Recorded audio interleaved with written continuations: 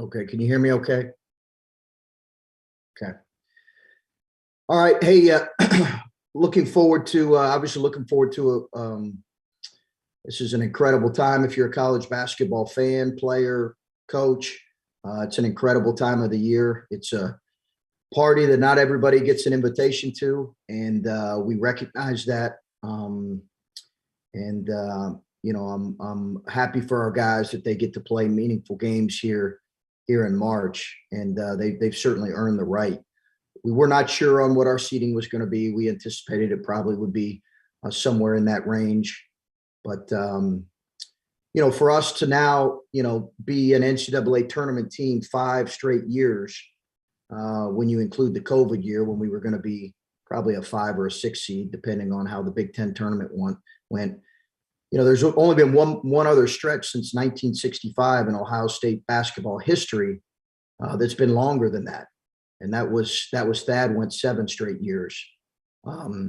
So to be able to do it five straight years, and also to be one of 3 Big Ten teams to qualify 5 straight years is something that I want our guys and our program to feel good about, and we'll move quickly into our preparation for a Loyola team that's that's had a tremendous year and is really talented. All right, we'll go ahead and start with Adam Jardy and Clay Hall on deck. Adam. Chris, I just wonder if you could describe what the vibe and the mood was like for the players getting to see their name called, and after a couple 2 tough weeks to see that up there, and like you said, to be a team that is playing meaningful games now. What did that moment feel like for your players? I think sometimes players, especially here, because we've never not went here. So our guys, even a guy like Kyle, who's been here 5 years, you can kind of just take it for granted. And then you hear from guys from other programs and you realize that that's not the case. And it's not been the case in our history at Ohio State here. So I think you try to emphasize that. I think their mood is good. There wasn't obviously there wasn't any real concern as to getting in or not. So there wasn't too much drama with that, but I think they didn't even really have I don't know if they had an idea necessarily, what kind of seed we were going to be. They just knew we were going to be in. All right, we'll go to Clay Hall and Colin Gay. Clay. Hey, Chris, just your reaction to the venue being closed so fans can be there. And does Friday help you in the injury sense? I think it may. I'll answer your second question first. I think it may. Another day, Clay, for us is certainly needed. And those guys are making progress, and I'll make more statements on that once I have more information. But certainly, if we were going to play in the first 4 tomorrow night, it wouldn't look good for our group. So they just need to continue to make progress.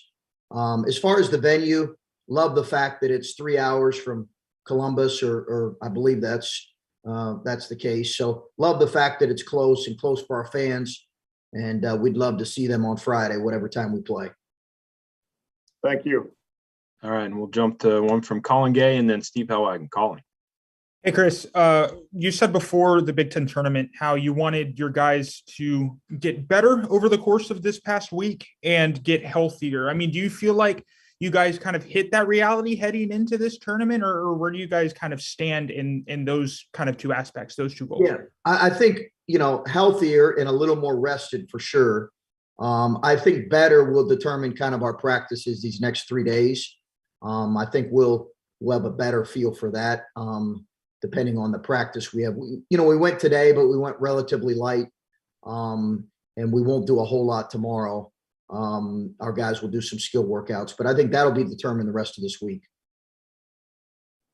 All right, and we'll go Steve Hellwagen and Griffin Strom. Steve. Yeah, I know this is all fresh that you're playing Loyola, and I don't know, just what are some of your overall thoughts about that? And sounds like the coach there, Valentine, is one of the up-and-comers, I guess, in the coaching profession. Just, I don't know, your thoughts on playing them, and maybe, kind of what his MO is, I guess, as a young head coach. Well, he's I don't know him really well, but obviously he's done a great job. And their program, you had Porter, who just did a phenomenal job there. And obviously they played in the Final Four. What was it, 4 or 5 years ago? So they played in the Final Four and a Sweet 16. And those guys that have been a part of that program, were a part of those. They were a part of those games, and certainly that coaching staff. So we've got tremendous respect for them and their play, and their league's really good. Their league's a really good league. So, I think everybody's well aware of Loyola and Sister Jean from their Final Four run, and we're well aware of how good they are because they just beat the number 1 seed in our league last year in Illinois. So we'll dive more into them in the specifics, but they have a lot of players returning from teams that have had a tremendous amount of success. And I assume you keep all of the talk just on this matchup. You don't talk a lot about, we've got to save the season or anything like that. Just what's kind of your message, I guess, to the guys that, coming off a difficult little stretch here, I guess. Yeah, no, I think you just focus on the next one. I think, listen, you're not in this position if you didn't have really quality play and quality wins throughout the season. You're not a 7 seed without doing that. So that's the reality. And I just shared the numbers of kind of where it's not a given. It's never been a given. So you want your guys to appreciate that, but you're moving on to our guys they know from past experience, from our first year playing a really good South Dakota State team, and then Gonzaga, our second year playing an Iowa State and a Houston team, and last year playing Oral Roberts. You're playing really good teams. And we understand we're going to be playing a really good team. All right, we'll go Griffin Strom and then Rob Aller. Griffin. Coach, I'm just wondering how you approach kind of not letting the disappointing end, to the last few games here kind of bleed into the next challenge here. And do you sense maybe a new energy from the team, now that you have the new challenge set here and a chance to kind of right some of those wrongs? Well, I mean, I think, again, the guys are excited about this opportunity and excited about kind of celebrating what they've been able to, the position they've been able to put themselves in. Certainly, we would have liked to have finished the season better than what we did, playing better and healthier for sure. But this is obviously a new, it's a new season. It is postseason, and I think our guys are looking forward to the opportunity to compete on Friday. And we'll go Rob Aller and then Stephen Means. Rob. Hey, Chris, and giving a real quick look at Loyola. They don't look real big, but they look experienced with strong guard play. That cliche is this time of season, guard play kind of dictates how you do. Do you buy into that? And if so, why is that so important?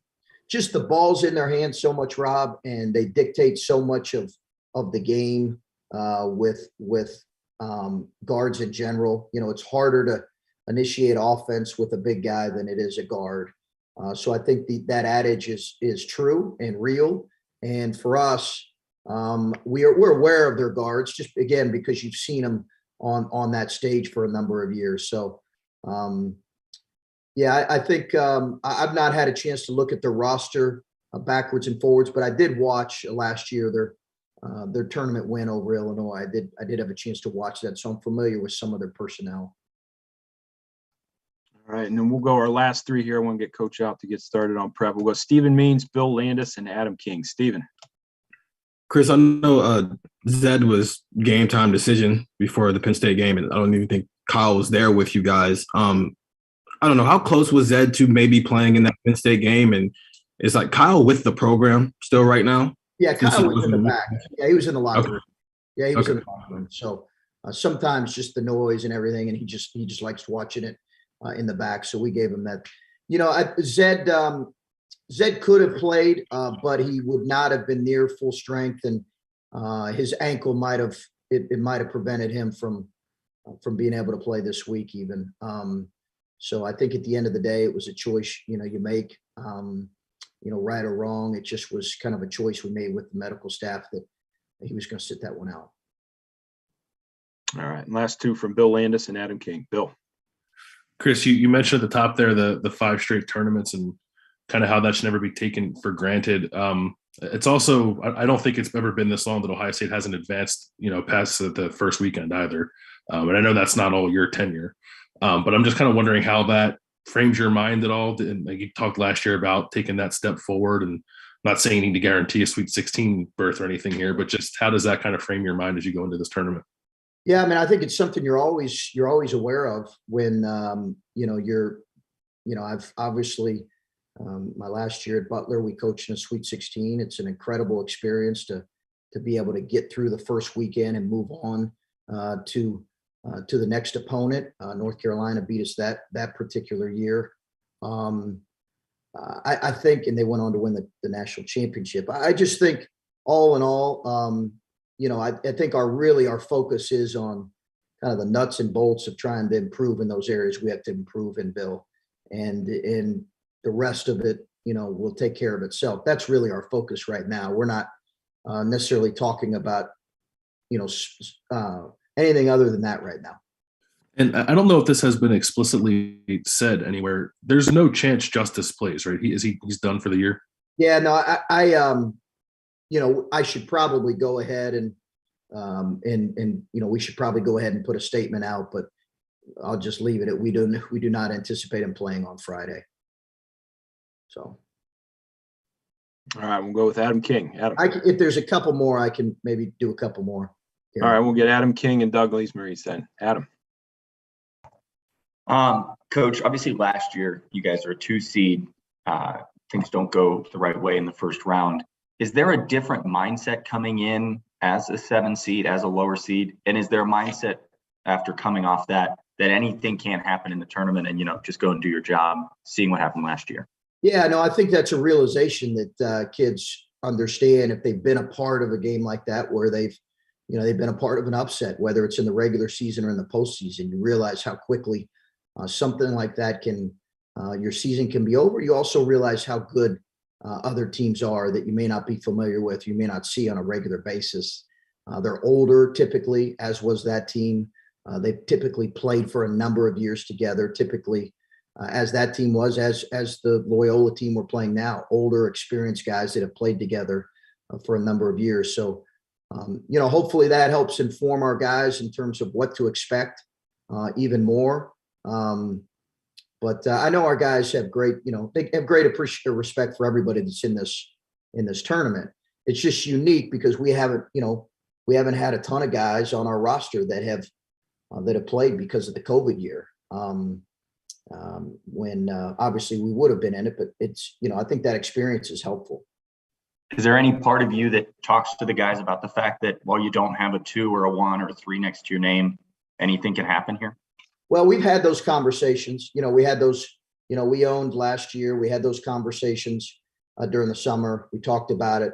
I think our guys, they've talked about it plenty. I think that's the reality. It's not like there's going to be plenty of upsets. We know that. That's March Madness. It's 40 minutes. There's going to be plenty of them. What we can control is what our preparation, our focus is heading into Friday. We'll go Doug Lees-Maurice, and we'll get one more with Brendan Gulick there to finish up. Doug.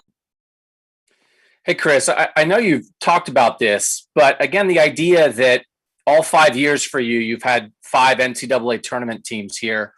Feels like you get in and then immediately you get the prep and we get to like what's going to happen next. But if you could just expand on that, like how much of a threshold is this? 350 teams want to be in, 68 are in. How much of a threshold is making the tournament year after year for a coach, for a program? But what really is the context of that? Yeah, it's a really good question. I think it's a benchmark for every program, whether you're a smaller school, a mid-major, or a high major. And certainly, for us and for many other programs, you're working really hard to advance. It's not like there's an appreciation for how hard it is. When I shared those numbers, to be honest with you, I was surprised that there were only 3 Big Ten teams that had went for 5 years or would have went for 5 years. I just assumed, Purdue would have been in that group, but Purdue wasn't going to go the COVID year unless they won the Big Ten tournament.